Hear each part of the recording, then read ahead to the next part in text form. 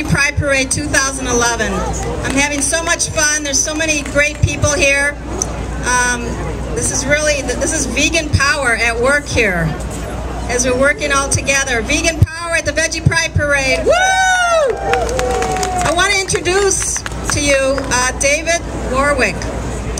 He's a meditator, a philosopher, a humanitarian, an artist, a musician, a poet, and a writer. He's formerly a tenured middle school art teacher. He became an animal rights activist after he was notoriously fired for teaching veganism to his students. Warwak's mission has since been to tell children the truth about our world. Ask Dave about transcripts that document his fight to keep his job, which include testimony by his #1 fan, Dr. T. Cullen Campbell. So we welcome David Warwak to Veggie Pride Parade 2011. Let's give him a big hand.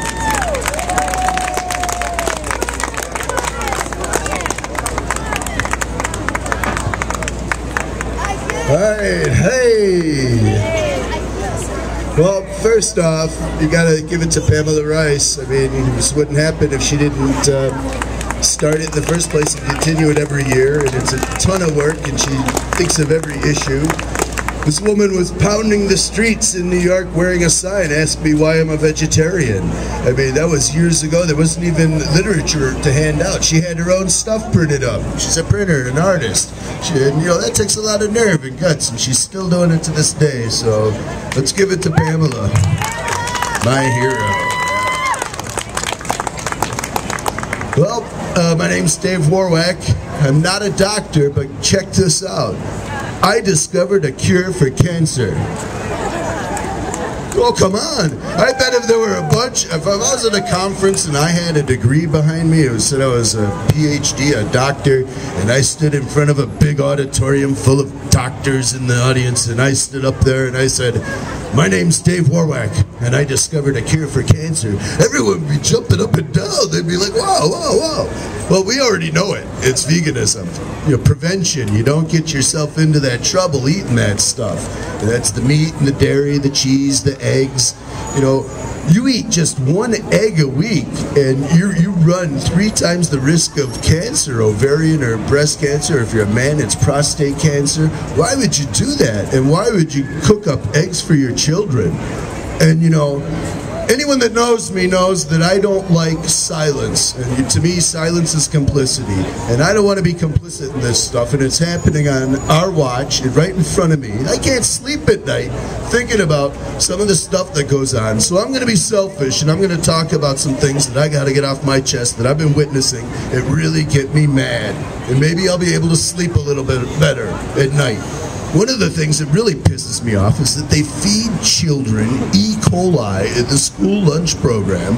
It's infested with mad cows from confined, tortured, murdered animals that are pumped full of hormones and steroids and antibiotics, and that the pharmaceutical companies are making more money supplying animal agriculture with the same medicines that they give us. They've got us coming and going. And the real war against drugs is going on in Afghanistan. 80% of the world's opium comes from Afghanistan. Not a lot of people know that. You think we're there for oil or Osama? We're still there. And you know what we do? We make sure that the pharmaceutical companies get that opium. And we protect them, the Al-Qaeda, the Taliban, the people we're supposed to be fighting against. And then we make them grow their crops, and we protect them, and they harvest it, and they process it, and then they refine it, and they package it, and then we shoot them in the head, and we take their drugs, and we give it to the pharmaceutical companies so they can make all the drugs that you need, Oxycontin, the morphine, the codeine. It all comes from opium. 80% of the world's drugs, opium, come from Afghanistan. The CIA has been caught twice, red-handed, with plane loads full of heroin that they were going to trickle down or trickle up in Wall Street. They were caught at LaGuardia Airport. Planes from Afghanistan to USA loaded with heroin, the CIA, your government. That's the war on drugs, twice. And they really do believe in trickle up because they're running out of money. They're using their credit cards and stuff. This is ridiculous. And you say, what does this have to do with the animals or being a veg? Well, people that are vegan know the truth about the world. It's not hard to see, and we have to stand by and witness this stuff. And so there's things that I just have to get off my chest, things that piss me off. War. War is not vegan. We have a solution to war. I didn't just discover cancer, the cure, prevention. I have a solution to war. You look at all the social justice movements that have been going on, and they all, have costs of people dying in it for it, and fighting in the streets, and there's been murder, whether any social movement that there's ever been, whether it's been racism, you name it. And you look at the vegan movement, we're nonviolent. We have an answer to war. We don't fight. We try and educate people. And we don't let people off the hook. Never in the history of the animal rights movement has there been one murder. Think about that. Another thing I got to get off my chest, Obama. Oh my God. I cannot believe the drone attacks that he's sending around the world, these little robotic planes. I actually had a job in Wisconsin making power supplies for the government.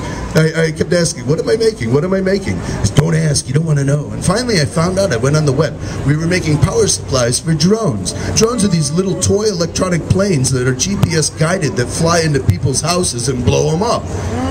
Out of every 1,000 drone murders by drone attacks, 980 of them have been children, women, and people just gathering for cooking recipes or classes in their homes. You think about that. 980 innocent people dying for every 1,000 that are killed. That's terrible track record, and that's how you create future terrorists in the world. When little Johnny loses his dad with some robotic plane from some country on the other side of the world, that's going to piss people off for generations. This war on terror, it's not about we have to fight them over there so we don't have to fight them here. You know what they're really saying is, we're going to create fear of outsiders over there so we can divert the attention over there so you don't look at the real evil here. The real evil is Obama. He's the one starting wars. He couldn't wait to go into Libya.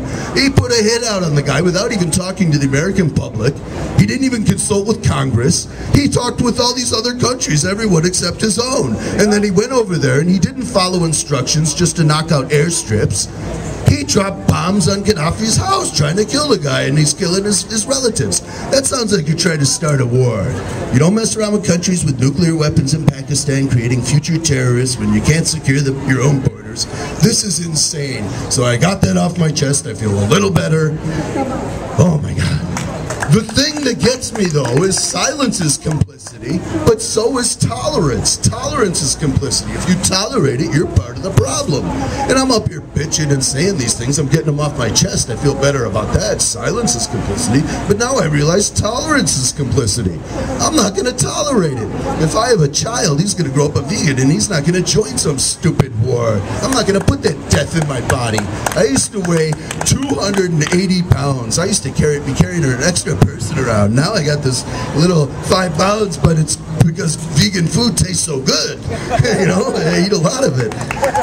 But I would have been dead if I would have stayed on the path I was on. And to think of the pharmaceutical industry and the war complex that's going on and how everyone's greedy with the capitalism, they call this the industrial pharmaceutical military complex. It's written about much. It's going on. They all support each other. There's a big conspiracy of silence, and they're all against us. You know what this is? It's a bizarro world. You hear about this alternate universe where everything's the opposite of what it is here? Think of that. We're there. We're there. Everything's opposite of the way it should be. Nothing makes sense. Right is wrong, up is down, left is right. You're like, what is with people? Well, we're the ones caught in that alternate universe, and we gotta somehow, escape alive and maintain our sanity. And you do that by going vegan and getting others to go vegan. You owe it to your brothers and sisters and the children. If you think about what they say, everything they say is wrong. They say you care more about animals than you do people. If we didn't care about people, we wouldn't be trying to save our brothers and sisters or our mother and father at Thanksgiving time. Why would wouldn't you say something about the dead bird in front of your face? I mean, you know, these are the things that get me. They get to me. And so I don't tolerate it in my own circle, and I don't tolerate it from those around me. And everyone knows it. I love this shirt. I went walking the streets of New York wearing this shirt. I didn't even have to say anything. There's people outside eating, and I just walk up to them, and I look at them. You know, I stand there, and I shake my head and walk away. I know that they're at home talking about that guy. He had this meat sucks shirt on, and he walked right up to us. He shook his head. You know, what an ass, you know? Yeah, you know, you can have fun with your activism, but it really is a serious subject. And it doesn't just cure cancer, and it's not just a solution to the violence and war. It's a solution to our environment.